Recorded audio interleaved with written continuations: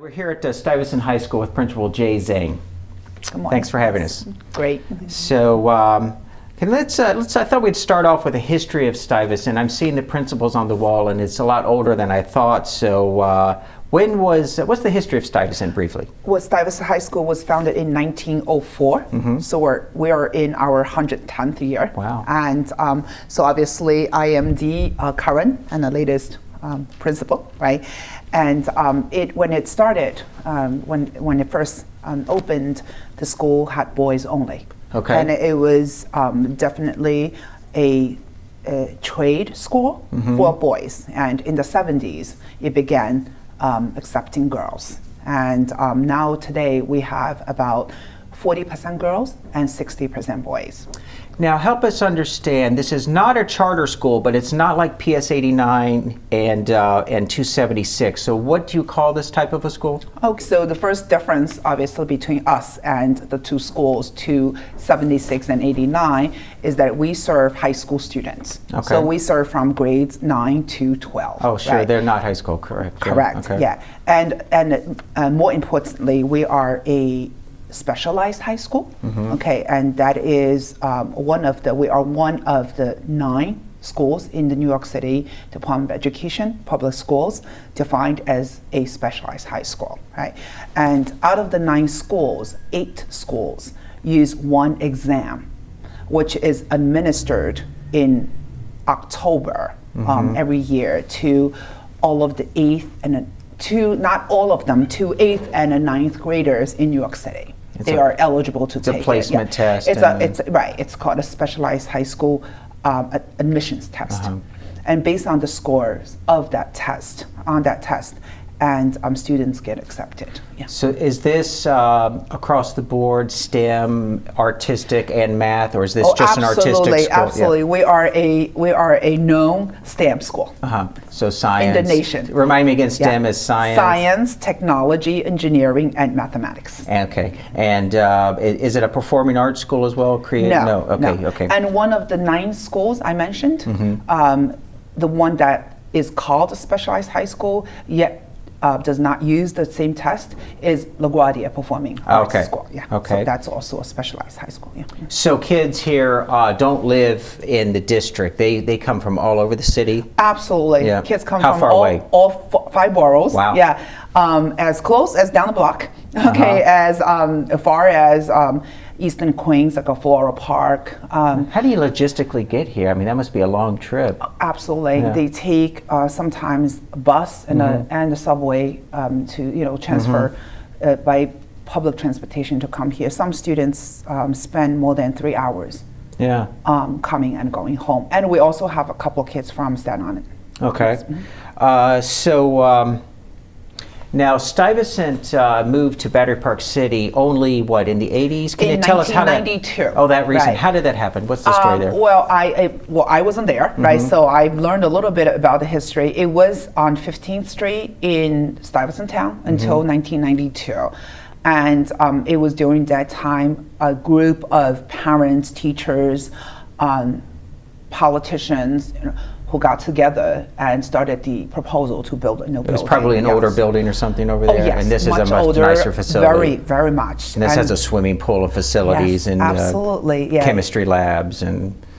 great facility for our kids. So it moved here in 1992. So it's been 22 years. Yeah. So I've been interviewing actually some private schools, and so I'm learning a little bit about this. So your students, when they graduate from here, I'm sure they probably have calculus and they could probably go advanced place into college. Can you discuss that? Sure, of course, yeah. Well, first of all, on an average, we have about 99% graduation rate. Sometimes 100, sometimes 98.5, right? And out of all of our graduates, they're really ready for 4-year colleges. Whether they go, sometimes they take gap year, but all of our kids are ready for 4-year college. And many of our students attend top colleges in the nation, right? So while they're here, we offer a very, very rich number of electives and advanced placements you mentioned, right?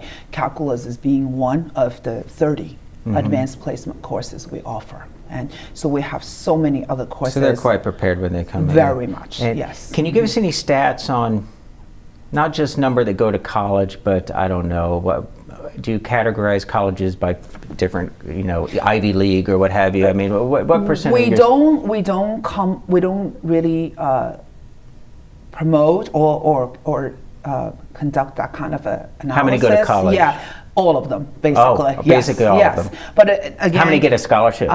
Well, scholarship we have, again, because the scholarships come from all over the places. Could be from Stuyvesant Alumni Association, could be from the colleges, could be from federal funding. I don't have a specific number, but it's a relatively high number. Because college is so expensive these days, it's outrageous. Yeah. So your students might be able to advance place, maybe skip a freshman year, plus get a scholarship. And personally, my son was a 2008 graduate here, and he actually attended Harvard after Stuyvesant, and he graduated in 3 years. And pretty much because he had a lot of advanced courses in Stuyvesant. I want to talk about your career in a second, but while we're on this topic, any famous alumni, presidents or anything? We have so many. I don't think you want me to list all of them, but I do want you to know there is a website, or there is more than one website that lists all of the famous people, and I do have a couple of current ones. Sure. And so for example, David Coleman is the currently is the president of the College Board, Stuyvesant alum, and we have Eric Holder, United States Attorney General. Oh, I didn't know that. Yes, and Robert. Was he? He's probably the other school, not here. I assume so. I need to do a little study, but we have Richard Bury, I think, who is the deputy mayor now. Oh, wow. So, and a lot. Robert Zimmer is the president of University of Chicago. Okay. And we also have a couple of actors and actresses. Okay. Lucy Liu, Telly Lim, Johnny Woo. They're all Stuyvesant grads. And more than that. That's why I asked that performing arts question, because in the back of my mind, I'd recalled some actors coming out of here, but that's not because they were. No, they were good math students as well. Yeah. And we have a lot of politicians. Just currently, let me mention two more. Grace Meng, the Congresswoman, is a Stuyvesant graduate, and the newly appointed sanitation commissioner, Catherine Garcia, is also a Stuyvesant graduate. Very interesting. So how did you get into the teaching profession and then to become principal? Okay, so I am a true immigrant myself. I grew up in China and went to college in China until the mid-80s. I came here as a graduate student. Yes, and I majored in applied mathematics. So somehow between my years, during my years as a graduate student, I decided to become a math teacher. Okay. So I started teaching math in the late 80s, and of course, make long story short, I became a math teacher. Later, I became an assistant principal. And a principal of another specialized high school that is named Queens High School for the Sciences in Queens, in Jamaica, Queens. And I came here in 2012. I was selected by the chancellor as a parent, partially, because I am a Stuyvesant parent, and my daughter is actually a student this year, and she's graduating from Stuyvesant. And I also was considered a very experienced educator in the city. So since you said you're from China, that raises some interesting questions. So how would you compare top-notch education like Stuyvesant with what's going on in China? At the good schools in China for here. Right. So everyone talks about how American education as a whole is behind, but are there some examples where it competes well? I think the major difference, I have lived China for almost 30 years, right? I think what really stands out, in my opinion, about our education system here is that we give our kids so many different options. Where in China, it's very likely you go to a top high school, you are given a set of courses to take. Where we here almost design individualized academic program for each child. So like you said, we have calculus, but not all kids take calculus. They can end up taking acting and become actors and actresses. We also have, so we have a set of graduations requirements, yet our kids do so much beyond that. So they are given all kinds of opportunities to, kind of a taste what kind of a career path they want to go into. Where in China, I think it's a very uniformed. Yeah. It's not surprising. I mean, based on my experience early in China. And while we have you, is there any contemporary ongoing programs that you've championed, or anything unique, anything you want to promote? Well, I just have to say that this is a wonderful place to be working, right? And we have the most wonderful students and talented students, no doubt, right? And we have a few features, I would say that, and a few things that stand out. And I just want to mention that it definitely one of the things that makes us so well known, right? One thing lately is that we have been doing really, really well in the area of research. So Intel, as a famous research competition for high school students, right? Okay. For the last 3 years, we have been #1 in the nation in terms of a number of semifinalists. And this year we had 1 finalist, and last year we had 1. So that's like one big thing to big deal. And we have so many other things, kids. This year we have 1 student making to the U.S. physics team, which is also really phenomenal. We have a very strong math team, robotics team, chess team, speech and debate. We have so many sports teams. You would think we are kind of a nerdy kind of a school, but we have 41 sports teams, and our music program. You can do the indoor basketball and swimming, you have that. How would someone do football or baseball? We use Battery Park City. Yes, we go to Pier 40 for our football practice. Oh, okay. Yeah, and we use community resources a lot. And we also have a phenomenal music program.